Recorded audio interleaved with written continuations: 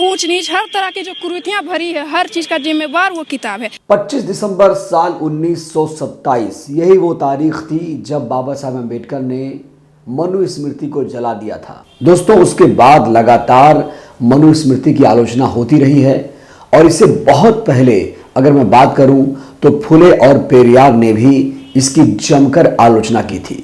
लेकिन आज मैं मनुस्मृति की बात कर क्यों रहा हूं? दरअसल खबर है बिहार से, जहां पर प्रिया दास नाम की एक लड़की ने मनुस्मृति को जला दिया और उसके बाद जो मनुवादी हैं वो बौखलाए हुए हैं। प्रिया दास ने कहा है कि वो बाबा साहेब की अनुयायी है, बाबा साहेब की उसने कसम ली है। तो बड़ा सवाल यही है कि देश संविधान से चलेगा या मनुस्मृति से, क्योंकि मनुस्मृति जलाने के बाद मनुवादी बौखलाए हुए हैं। और सबसे बड़ी बात दोस्तों, इसके बाद दिलीप मंडल भी काफी सक्रिय हैं। अब उनके खिलाफ भी लगातार हमला बोला जा रहा है, उनको धमकियां भी मिल रही हैं, लेकिन दिलीप मंडल धमकियों से डरने वाले नहीं हैं। तो आज हम मनुस्मृति के बारे में पूरी चर्चा करेंगे। इस वीडियो में आप लोग अंत तक बने रहिएगा। हम विस्तार से बात करेंगे कि मनुस्मृति धार्मिक ग्रंथ है या नहीं, ये संहिता आई कहां से और कैसे इसका जन्म हुआ। तो दोस्तों, इससे पहले मैं वीडियो की शुरुआत करूं, मनुस्मृति में एक अध्याय है, मैं उसे पढ़कर आपको सुनाना चाहता हूं। मनुस्मृति में एक लेख लिखा है जिसे आपको जानना बहुत जरूरी है। आप सुनिए इसे ध्यान से, उसके बाद मैं आपको मौका दूंगा कि ये सही है या गलत है। एक लड़की हमेशा अपने पिता के संरक्षण में रहनी चाहिए। शादी के बाद पति उसका संरक्षक होना चाहिए। पति की मौत के बाद उसे अपने बच्चों की दया पर निर्भर रहना चाहिए। किसी भी स्थिति में एक महिला आजाद नहीं हो सकती है। दोस्तों, ये मेरी लाइन नहीं है, ये मनुस्मृति की लाइन है। कहा जा रहा है कि एक पति अपने पति पर निर्भर रहे, यानी आज की महिलाओं पर ये बिल्कुल नहीं लागू होता है, क्योंकि आज की महिलाएं आर्थिक तौर पर आजाद हो चुकी हैं। और इसमें लिखा है कि किसी भी हालत में एक महिला आजाद नहीं हो सकती, यानी मर्दों के पैर की जूती है महिलाएं। ये मनुस्मृति हमें सिखाएगी। सोचिए दोस्तों, मनुस्मृति में किस तरीके से महिलाओं के बारे में, शूद्रों के बारे में, अछूतों के बारे में लिखा गया है। तो प्रिया दास ने जिस तरीके से इस मनुस्मृति को जलाया है, दिलीप मंडल ने बड़ी प्रतिक्रिया जाहिर की है। उन्होंने लिखा है, कोई हिंदू मनुस्मृति नहीं पढ़ता, वह किताब कभी नहीं लागू हुई, जो उसमें लिखा है उससे हमें क्या। तो दिलीप मंडल ने लिखा है, आपकी होली बुक मनुस्मृति की बाबा साहब ने 1927 में होली जला दी थी। तारीख याद रखिए, 25 दिसंबर 1927। और दोस्तों, आपको याद होगा कि मनुस्मृति को जलाने के बाद उन्होंने 1956 में 22 प्रतिज्ञा भी ली थी, यानी बौद्ध धर्म धारण कर लिया था। तो कुल मिलाकर प्रिया दास के खिलाफ पूरे देश में जो मनुवादी हैं गुस्सा हैं और इनको कुछ सूझ नहीं रहा है कि आखिर प्रिया दास ने ऐसा क्यों किया। तो चलिए दोस्तों, अब विस्तार से आपको हम बताने की कोशिश करते हैं कि आखिर मनुस्मृति से दिक्कत क्या है। तो हमने जैसा आपको बताया कि मनुस्मृति में लिखा है कि महिलाएं कभी आज़ाद नहीं हो सकती हैं, और बहुत सारी लाइनें हैं दोस्तों। आपको पता है मनुस्मृति में 12 अध्याय हैं और करीब 3000 श्लोक बताए जाते हैं। खास बात यह है दोस्तों, जब अंग्रेज़ों का देश में शासन हुआ करता था तो अंग्रेज़ों ने 2 किताबों को हाथ में लिया, एक शरिया कानून लिया और एक मनु संहिता लिया। उसके बाद यहीं से देखिए, ये एक विधि संहिता है, यानी ये एक संविधान की तरह है। अब बड़ा सवाल ये है, जब हमारे देश में संविधान लागू हुआ है तो ऐसे किसी संविधान की, शरिया की या मनुस्मृति की क्या ज़रूरत है, क्योंकि आर्टिकल 13 हमें ये कहता है अब सारे जो विधि विधान हैं इस संविधान के बाद ख़त्म हो जाएंगे। तो मनुस्मृति से हमारा देश चलेगा या संविधान से, बहुत बड़ा सवाल है। और दोस्तों, याद होगा आपको, बिहार के शिक्षा मंत्री चंद्रशेखर ने क्या कहा था। उन्होंने कहा था कि मनुस्मृति ने भी समाज में नफरत का बीज बोया, इसलिए संविधान निर्माता बाबा साहेब अम्बेडकर ने ये पुस्तक जला दी थी।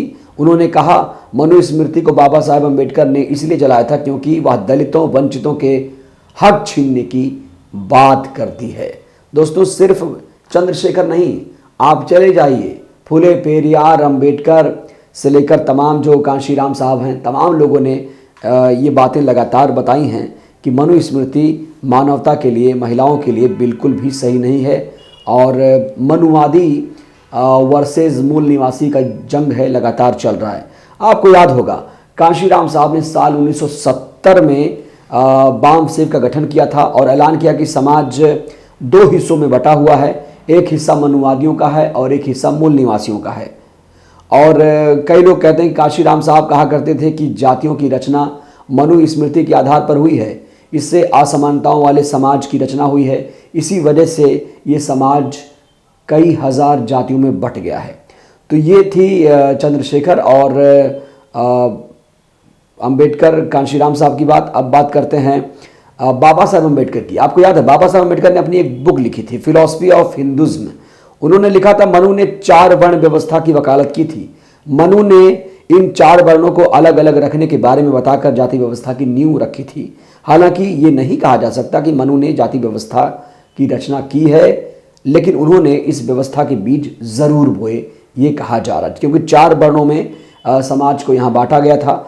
और इसके पहले अध्याय में, मनुस्मृति के पहले अध्याय में भी 4 वर्णों की बात जिक्र है। ब्राह्मणों की महानता का जिक्र किया गया है। तो आप समझ सकते हैं कि जो मनुवादी हैं क्यों बौखलाए हुए हैं प्रियादास के इस घटना के बाद, क्योंकि प्रियादास ने इस मनुस्मृति जलाकर मनुवादियों की पोल खोल कर रख दी है। दोस्तों, ब्राह्मण के प्रभुत्व के लिए मनुस्मृति कितना ज़रूरी है। कहा जाता है कि जब बुद्ध संघों की भारत में ख्याति यानी मशहूर होने लगा, जब बुद्ध मशहूर होने लगे, तो उसके बाद ब्राह्मणों ने एक रचना की। देखा कि भाई हमारा जो प्रभुत्व है कम हो रहा है। उसके बाद इन्होंने अपने प्रभुत्व को फिर से जगाने के लिए एक रचना की, और यही वो मनुस्मृति है। एक मिथक रचा कि ब्राह्मण का स्थान समाज में सबसे ऊपर है और समाज में ब्राह्मणों और दूसरों के लिए अलग अलग नियम है। तो सोचिए कितनी असमानता मनुस्मृति से। भाई मनुस्मृति से इतना प्यार क्यों है मनुवादियों को, मैं समझ नहीं पा रहा हूँ। मनुस्मृति आज की वो धर्म ग्रंथ थोड़ी है, वो तो एक, अब कोई मुसलमान कहे शरिया से मैं प्यार करता हूँ, तो ये तो वही बात हुई। आप शरिया को कैसे ला सकते हैं हमारे भारत में, जब हमारा देश संविधान से चल रहा है। आप गीता कुरान पढ़िए, वो धार्मिक ग्रंथ है। मनुस्मृति कैसे धार्मिक ग्रंथ हो जाती है, मैं समझ नहीं पा रहा हूं, क्योंकि ये मनु संहिता है, कोड है, मनु कोड है। कोड मतलब होता है कानून। तो ये मनु का एक कानून था जिसने थोपा था कि महिलाएं, शूद्रों को आप छू नहीं सकते, उनसे बात नहीं कर सकते, शूद्र और अछूत जो हैं वो शिक्षा ग्रहण नहीं कर सकते, महिलाएं जो छूत हैं, दलित हैं, अछूत हैं, जो दलित हैं, वो मंदिर में नहीं जा सकते। तमाम सारी चीज़ें प्रपंच इसी में है दोस्तों। तो कुल मिलाकर ये जो चीज़ें हैं, ये जानना आपके लिए बहुत ज़रूरी है कि मनुस्मृति को लेकर अभी तक क्या क्या घटनाएं हुई, और अब मनुस्मृति को जिस तरीके से जलाया गया है दोस्तों, यकीन मानिए उससे पूरे देश में बवाल खड़ा हुआ है। और ब्राह्मणवादी जो हैं खास तौर से, वो इसको लेकर बहुत ज़्यादा नाराज़ हैं। अब बड़ा सवाल ये है कि जो मनुवादी और मूल निवासी की जंग है, उसमें सर्वश्रेष्ठ कौन है। ये तो मैं फैसला आप पर ही छोड़ता हूँ, क्योंकि आपको पता है कि किस तरीके से ग्रंथों की रचना करके यहाँ के मूल निवासियों को तबाह किया गया। आर्य कहाँ से आए थे, आपको पता है कि आर्य कौन थे। वो इतिहास का विषय भी है कि आर्य सेंट्रल एशिया से आए थे, और आर्यों को ही सर्वश्रेष्ठ माना गया, वही हिंदू हैं। उन्होंने ही यहाँ पर आकर वेदों की रचना की, ये कहा जाता है, इतिहास की बात है। तो प्रियादास ने जिस तरीके से मनुस्मृति जलाया, कहा जाता है कि प्रियादास ने न सिर्फ मनुस्मृति जलाया, बल्कि मनुस्मृति जलाकर सिगरेट भी फूंकी, और उसी मनुस्मृति को जलाकर उन्होंने चिकन भी पकाया। ये बिहार की लड़की हैं प्रियादास। अब देखिए दोस्तों, मैं इस पे तो नहीं जाऊंगा कि मैं ये नहीं समझ पा रहा हूँ, क्यों भावनाएं क्यों आहत हो गई। क्या एक लड़की सिगरेट नहीं पी सकती है? आप किसी लड़की को निर्वस्त्र कर सकते हैं, आप किसी को जिंदा जला सकते हैं, आप किसी लड़की के टुकड़े टुकड़े कर सकते हैं, और अगर कोई लड़की मात्र सिगरेट पी ले तो आपके पेट में दर्द होता है। महिलाएं जब बराबर हैं, संविधान ने सबको बराबर का दर्जा दिया है, लड़का लड़की सब बराबर है, ब्राह्मण दलित सब बराबर है, तो ये सर्वश्रेष्ठता का जो बोध है आता कहां से है?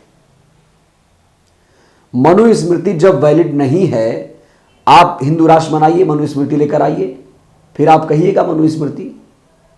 आप उसके किसी चीज को मानिए, लेकिन जो चीजें गलत हैं आप कैसे उसे जस्टिफाई कर सकते हैं?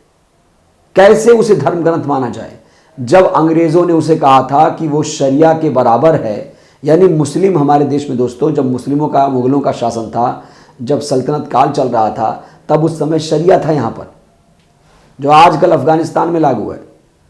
और हिंदुओं का अपना एक कोड था जिसे मनुस्मृति कहते हैं, जो मौर्योत्तर काल में लिखा गया। ये इतिहास की बात है।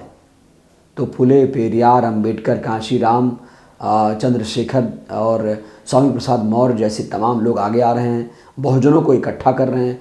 प्रिया दास ने उसमें एक और तड़का लगा दिया। हालांकि दोस्तों बड़ी खबर यह भी है कि जिस तरीके से इसे ट्वीट किया गया है, बिहार पुलिस ने कहा है कि इनके खिलाफ कार्रवाई की जाएगी। अब आप सोचिए, मनुस्मृति जलाने पर अब कार्रवाई होगी। भाई आप गीता जलाइए तो कार्रवाई हो सकती है, चलिए माना कि गीता आपके लिए धार्मिक ग्रंथ हो सकता है, आपकी भावनाएं आहत हो सकती हैं। कुरान को जलाइए तो भावनाएं आहत हो सकती हैं, लेकिन मनुस्मृति के जलाने पर क्या भावनाएं आहत होनी चाहिए? और क्या प्रिया दास ने जो किया उससे आप कितना सहमत है, ये मैं आपके लिए प्रश्न छोड़ता हूँ। क्या प्रिया दास ने जिस तरीके से मनुस्मृति को जलाया, सिगरेट भी पिया, उसको जलाकर चिकन भी पकाया, उसका स्वाद भी लिया, आप क्या सोचते हैं? प्रिया दास के इस कदम को आप कैसे देखते हैं? क्योंकि दोस्तों याद रखना होगा आपको, 25 दिसंबर 1927 जहाँ से मैंने इस वीडियो की शुरुआत की थी, ये तारीख बहुत इंपॉर्टेंट है, क्योंकि इसी तारीख को बाबा साहब अम्बेडकर ने मनुस्मृति जलाया था और 22 प्रतिज्ञा, बुद्ध की 22 प्रतिज्ञा ली थी कि मैं हिंदू धर्म के किसी देवी देवता को नहीं मानता हूँ। तो सोचिए दोस्तों, लड़ाई है मनुवादी अम्बेडकरवादी की। तो अम्बेडकरवादी अब जाग रहे हैं, इकट्ठा हो रहे हैं। लेकिन बड़ा सवाल यह है, बार बार अम्बेडकर जी ने बार बार कहा था किसी को बिना उकसाए आप शिक्षा ग्रहण करिए, क्योंकि शिक्षा शेरनी का वो दूध है जो पिएगा वो दहाड़ेगा। तो आप पहले जागरूक होइए, पढ़ाई लिखाई करिए, आगे बढ़िए। ज़रूरी ये भी एक लड़ाई है बहुजनों के लिए, ये बहुत बड़ी लड़ाई है कि आप पढ़िए, लिखिए, आगे बढ़िए। ये भी प्रतिज्ञा है बाबा साहब की, आपको इसे नहीं भूलना चाहिए, मुझे लगता है। तो प्रिया दास ने जो किया उस पर आपकी क्या राय है? कमेंट बॉक्स खुला हुआ है, हमें आपकी राय का इंतजार है। शुक्रिया। नेशनल दस्तक की आपसे गुजारिश है कि अगर इसको बचाना चाहते हैं तो नेशनल दस्तक को सब्सक्राइब करने के लिए रेड कलर के सब्सक्राइब बटन को दबाएं, फिर बेल आइकन की घंटी दबाएं। नेशनल दस्तक को बचाने के लिए बहुत जरूरी है कि हर खबर को शेयर करें, लाइक करें, कमेंट जरूर करें।